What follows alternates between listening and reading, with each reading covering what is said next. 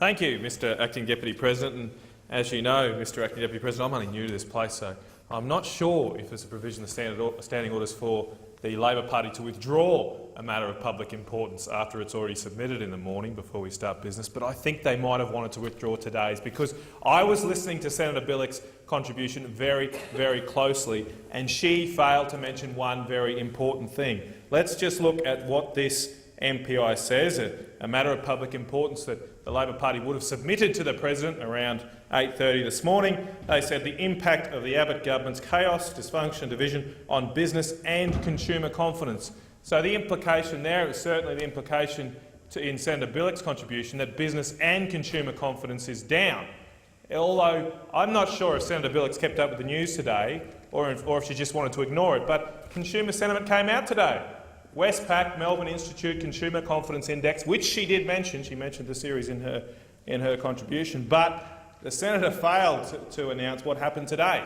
She mentioned the figure for December, she mentioned that correctly, but she failed to mention actually last month it went up slightly to 93.2, and today it surged.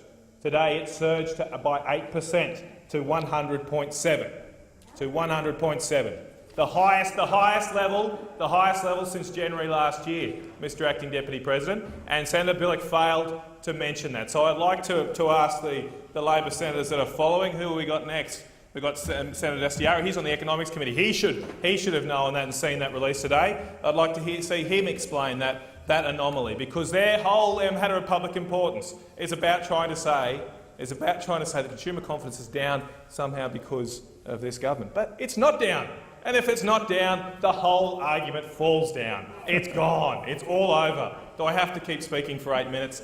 I suppose I will, but it is gone. There is no argument for them to prosecute. And later, Mr Acting Deputy President, I'll go through some other economic stats which show the economy is actually quite strong. There are challenges. Certainly there are challenges.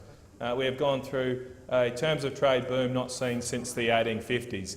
And that is slowing down. So there's going to clearly be challenges. But all things considered, the economy is doing quite well. But I do take you to the heart, Mr Acting Deputy President, the first half of the matter of public importance talks of chaos, dysfunction and division. And I suppose if there's any party that could help us identify chaos, dysfunction and division, it would be the Labor Party. They're pretty good at it. I think they'd be able to spot it if we needed them to, because their whole government last time they were in power, last time on this side, and their mistakes weren't as important, weren't as inconsequential as just a matter of public importance. Their whole government was just a running saga of chaos, dysfunction and division. And I know you remember that, Mr Acting Deputy President, and I certainly do. I certainly do. Right from the beginning, it was a matter of chaos, dysfunction and division. You probably remember, Mr Acting Deputy President, the 2020 summit. Remember that? Remember they started the 2020 summit? And you had the Prime Minister sitting on the floor with his notepad, looking very earnest, taking notes. Everybody, all the best and brightest minds came here to this place to try and find out what we should do to the nation. And they came up with one idea they actually implemented. One idea they came up with was to have a tax review. So they had a tax review, and then they came up with one idea to implement, and that was the mining tax. They implemented the mining tax. We spent all that money and we implemented a tax, and it was the first tax I know of in history that actually cost the government money. The Labor Party found a way. They found a way to implement a tax which actually costs money, not just a little bit of money, not just a small amount of money, a lot of money. Because I remember when it was announced, I was in the lockup actually, I remember when it was announced, and Kevin Rudd and Wayne Swan announced it, and it was going to raise nearly almost $50 billion in its first 4 years. They weren't in the forward estimates at the time, but later, through a committee process, we found out the Treasury estimated in the first 4 years of operation it would raise $50 billion. We all know it felt just a little bit short of that figure. All right, 50 billion, that's what they wanted up here. 50 billion. We know now in net terms it raised 300 million.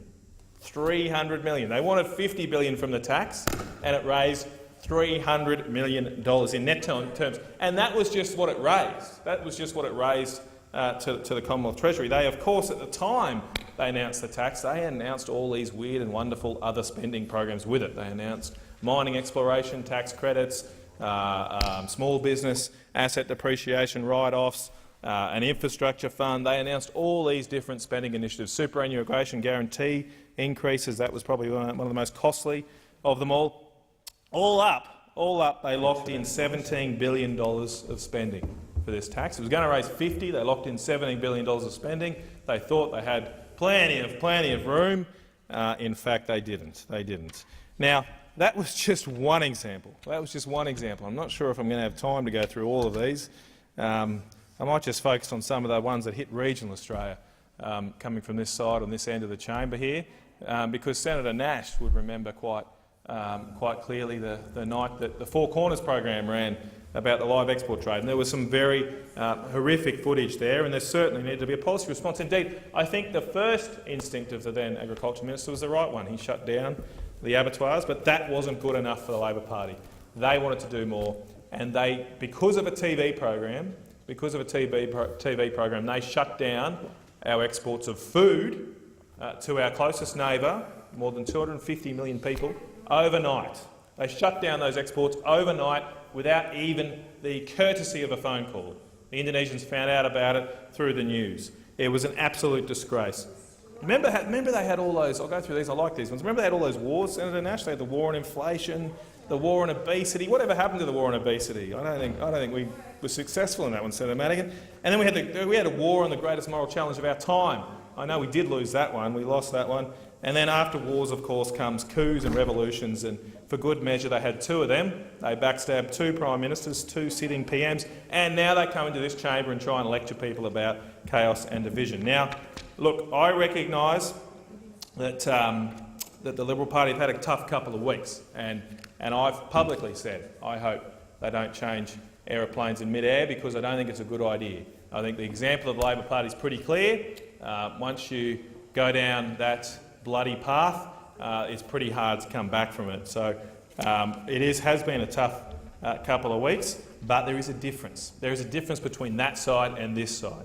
That side did it twice. That side unleashed the faceless man and executed two Prime Ministers in the space of 3 years. We didn't. That side wasted billions of dollars and racked up $300 billion in debt. We didn't. That side shut down an industry based on a TV program. Order. We didn't. There's a big difference from that side. That side weakened our border protection laws and let in 50,000 unauthorised arrivals. We haven't. There is a big difference. That side, even right up to today, Senator Nash, you'd like this one, they want to allow foreigners to buy farmland without any restrictions. Any restrictions. They oppose the announcement today that we'd reduce the threshold down to $15 million. We think there should be more review of those purchases, Mr Acting Deputy President. And I would just like to finish. I started this debate, and Senator Dastyari wasn't in the chamber for it. I started by saying their whole motion has no basis, because consumer confidence is actually up, not down. It's up, and it's the highest it's been since January last year. Now I'll go through that, Senator Dastyari. In the final minute or so, I will go through that, because not only that, we've had ANZ job ads have gone up 13.5% over the past year, and they're at the highest they've been, the fastest growth, in 3.5 years. We created more than 200,000 new jobs last year, and that's the rate of about a job every 2.5 minutes. So Senator Billick's contribution, 4 jobs were created. The year before that, when Labor in power, only one job would have been, about one job, just over one job would have been created. Business expectations are actually up, Senator Dastyari. The Dun & Bradstreet Business Expectations Survey found the employment outlook is the strongest right now, and it's been in 10 years. Our retail trade numbers have risen for 7 consecutive months. Last year there were more than 200,000 new companies created, and that is a sign of confidence, if nothing else. Yes, more than 200,000 new companies, the highest level on record, or the highest level since ASIC started registering companies in 1999.